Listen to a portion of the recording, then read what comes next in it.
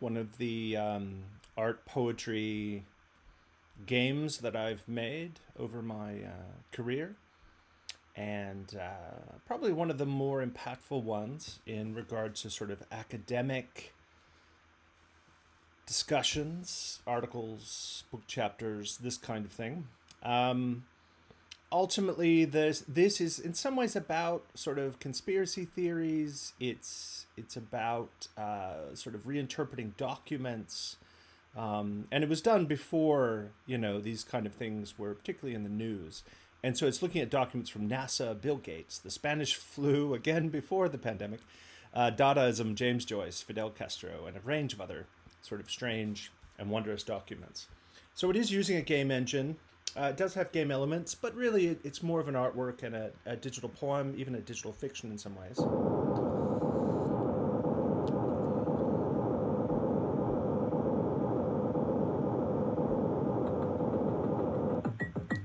The work is designed around a game engine. It was actually in Flash when it was made, and so there have been problems with the conversion of Flash into modern browsers. So this is using a plugin called Ruffles, which is a way of saving old Flash works. It's not perfect, unfortunately, in regards to the functionality of it, but it's not bad. It's all still there. It just doesn't. It's not as smooth as it once was.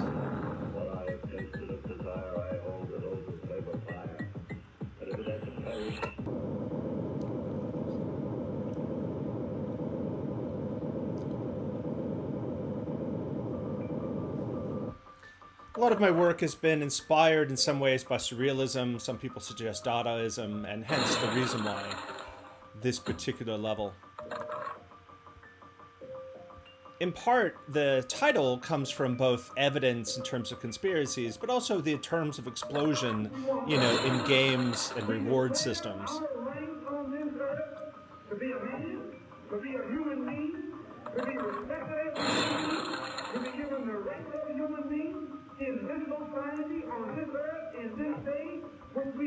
Unlike my other works, this one's probably a little bit harder to play, hence the reason why I'm actually including a walkthrough.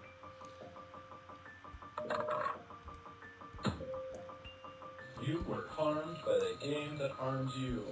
That's what you get when you actually die. Luckily, it doesn't delete your progress, so you can just go forward with it. This is a NASA document of the first sort of moon landing. Again, referencing various sort of conspiracy theories around this. I'll just read a bit of the poetic text. She didn't design the thrusting rockets beneath capsule seats. She placed two magnets to convince gravity to loosen its jealous hold. Even brief shifts over far fars will separate destinations from angles. Precise aiming burns into trajectories. Enough food heat to live 2 weeks lost.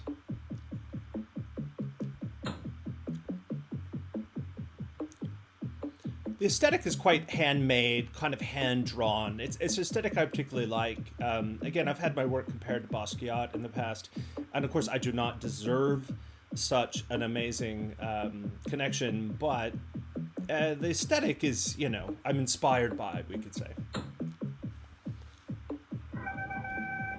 She wasn't a scientist, but her magnet secretly placed attracted a metal rod dislodged in the capsule's ascent. The missile found sometime last week has been inspected at Roswell, New Mexico, and sent to Wright Field, Ohio, for further inspection. That's the news report for the Roswell landing.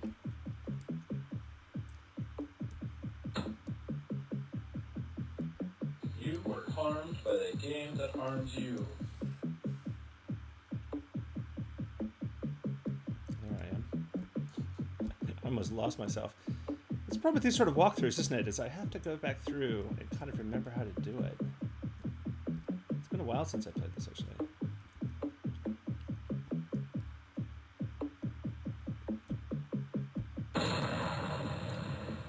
The rod's weight held altered the astronaut's path to slide enough to miss dark matter so close it scratched the shell.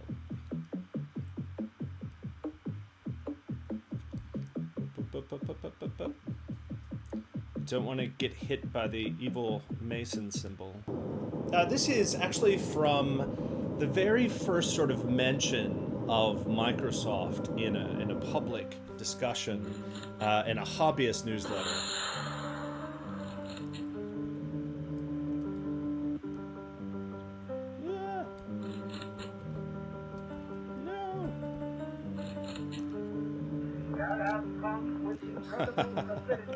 Let loose the gate seed. Many millennia ago, before complex language, excrement was believed a superfood. This practice contained for generations. Oh, yes. Let's see what I've done wrong here. Each of the sort of things are numbered in terms of sequence and order. So now I have to go back up and win this. You were harmed by the game that harmed you. There's no real consequence Harmed by the game that harmed you. for losing, other than you have to go back and restart it. There we go. Now I can go to the end.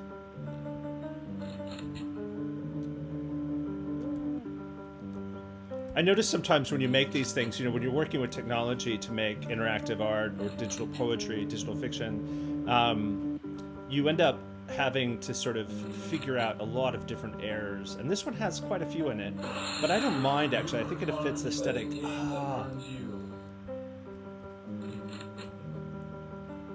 There has to be a term for that sort of noise that you make when you play games where it doesn't quite work right.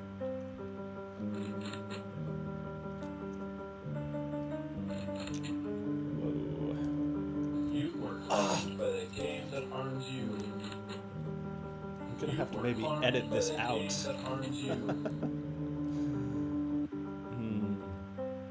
Okay, now let's go through and let's see if I can get past this. There we go. And now let's get through here quickly. No. Now there are secret extra bits. See if this comes up. Oh, awesome! It does.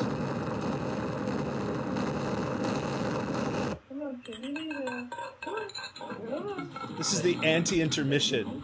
That email actually doesn't work anymore, which is kind of interesting in the sense that, you know, no one's actually going to get anything from it. So this is a work from the very first game, or not very first, but one of the first sort of gaming systems. Now, you can see this one is much easier to play, and that's kind of intentional, but it gets quite messy in terms of the visuals. And in part, that was because, you know, it was a bit messy. This is the a letter from 1918 from the U.S. government about the influenza at the time. And again, prior to the pandemic, you know, I've been fascinated by these kind of strange moments in history that have impacts on things in kind of unexpected ways. This is the Division of Sanitation, which is kind of interesting. All right. I have found prejudice, but to me it seems that no other phase of modern progress can fail to maintain such a slim measure of romance and beauty, coupled with utility and preservation. Some of the functionality is kind of built into the meaning. You know, you have to take a certain pathway. If you don't take that certain pathway, then you lose, and you also lose the meaning. And this is a challenge, and it's part of the reading process, because there is a fair amount of frustration. You know, at this, for example, you have to hide, basically, and you hide here, and you wait for this to go by, and now you can go back through. Ah, too early. Let's try this again. Go down quickly. Go here, go here. And then I wait, because this will come back up. There we go. And now I can go through.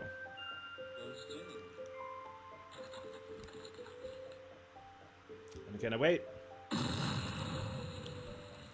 In 1916, Dr. Frank Roux died from influenza 9 days previous in a remote cabin while searching for a cure.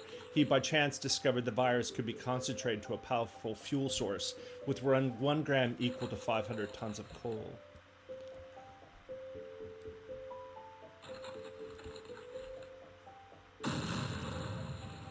The cabin, his research and samples were burned by family. His cabin, his research and samples were burned by family, fearful of contamination. Since then, a small fire continues burning in the ruins. In winter, the deer that eat the grass growing in the flames' halo live over 100 years.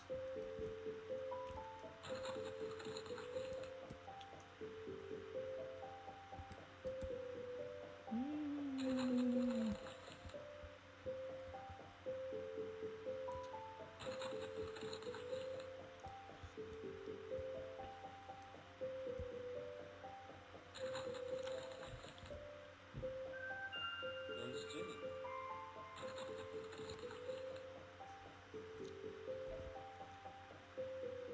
Everything's a maze. Woo, woo, woo.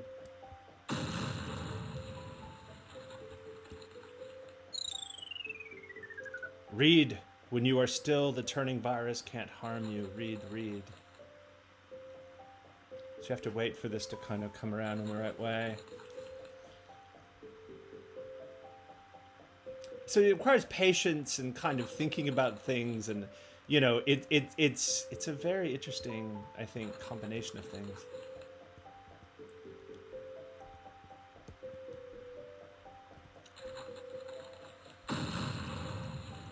And if we press it,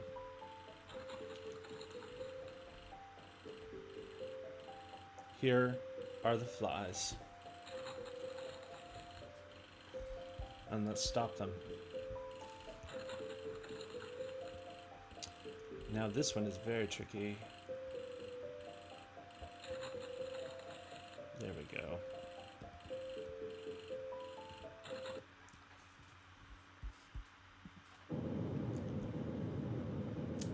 I found this one particularly interesting. You know, I have a connection in some ways to Neil Gaiman, who's been kind enough to sort of spread my work to his followers.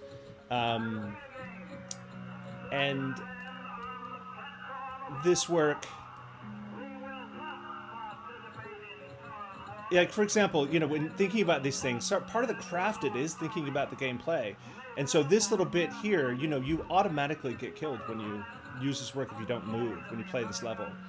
And so this is a hiding spot. Each of these levels has a little hiding spot to allow you to sort of sit there and pause and then get to the next one, which then transports you. Where did I go? There I am. So this is my hiding spot.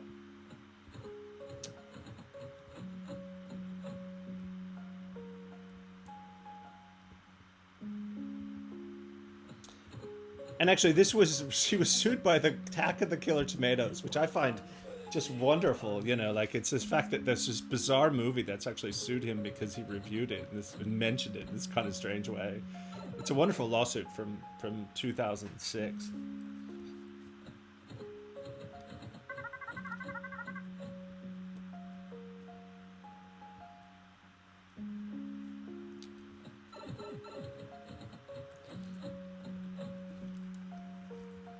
You're safe here. Stop and read.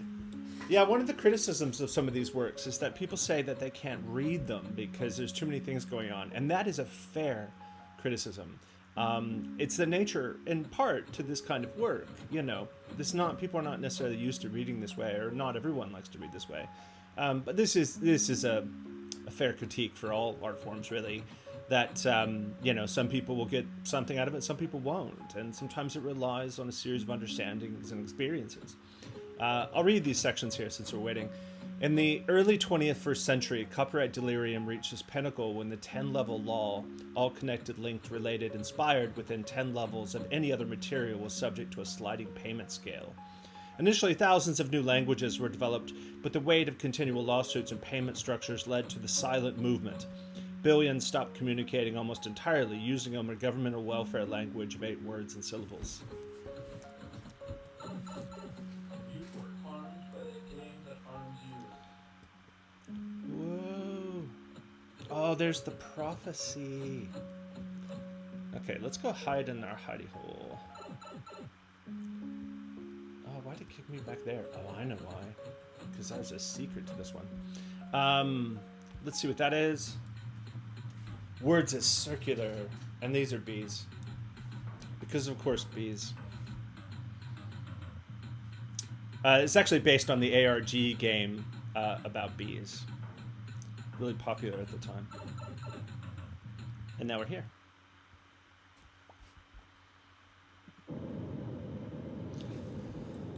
So this is about James Joyce. Marked up. And this one's near impossible. It's almost just luck. You have to, it's kind of trying to replicate in some ways people's reading experience. So the more that you play with it, the more these elements come up that mark up the text, and the text becomes sort of stranger and stranger. Oh, I got killed back here. And so to play it, you really just have to go downwards until you make it. And then you have to not hit the edge. So it's just a matter of patience. There's no way through it, really. You just have to hope. Because what it's doing is it's randomly sort of putting you into different locations. Oh my god, I can't believe I got that. I'll just sit here for a second. Yeah, I quite love this level. Again, it's very frenetic, a lot of elements happening at once, but I think it's quite beautiful as well. So this is a rejection letter to Andy Warhol from 1956. Which, again, you know, if you're an artist writer, you can relate to this, right? This idea of getting rejected for something and then becoming later on a major figure in the art scene is always kind of an interesting experience. So this is Museum of Modern Art, basically rejecting Andy Warhol's work.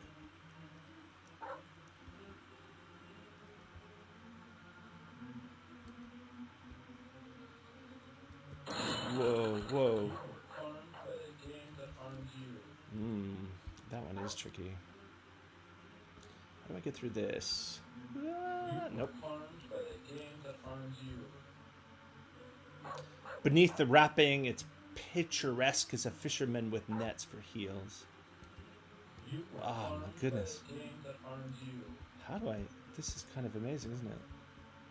You'd think I would know very well how to do this. But I do not. There we go.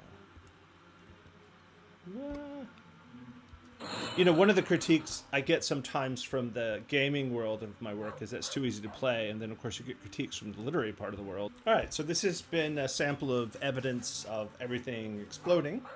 Hope you enjoyed. Thank you.